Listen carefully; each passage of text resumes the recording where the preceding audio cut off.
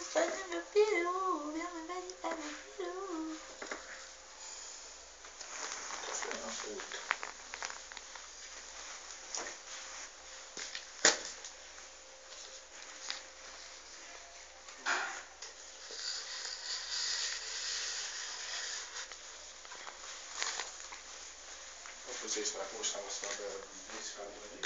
Nossa, que olhão, caramba! Que olho verde, esse olho verde aí é de quem, Jennifer? Não faz isso não, hein, Jennifer? Eu sei. Oh, que gracinha. Devagar, Jennifer, devagarzinho.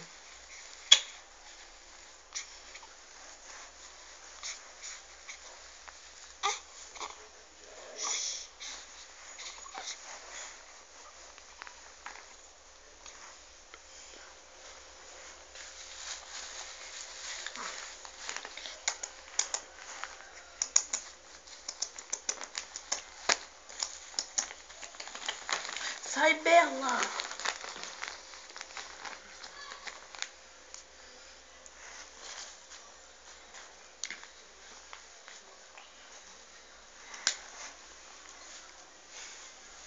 Leva pra Jennifer. Cadê, Jennifer? O quê? Pra Jennifer. Tá não. Não, o fechado. Tá lá fora, não tá não?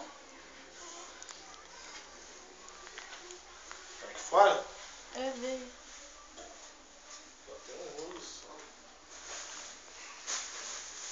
Que bonitinho. Olha aqui, Jennifer, que coisa mais linda. Ou eu olho ele ou eu limpo ele. Aperta aí, Júnior, pra mim. Tá bom, tá bom. Mas, Peraí. Ai, Gustavo, abre um pouquinho as pernas. gente, ele não chora, Ah, Jennifer. não chora. Ele não tá chorando. É porque ele tá vendo titio.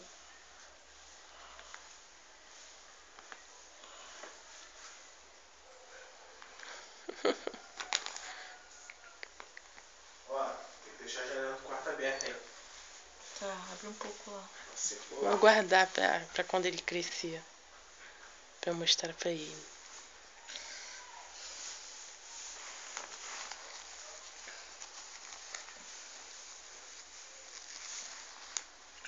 Nossa, como ele tá esticando as pernas. Agora essas tuas alfabetas aqui dá pra no chão, né?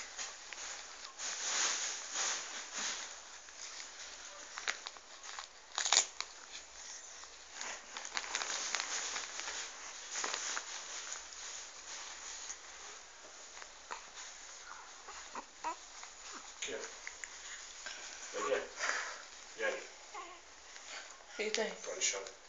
Tá bom. Mas eu não tenho mais roupa mais fina, não. Quê? Roupa mais fina? Tá cabelo de branco. Serve?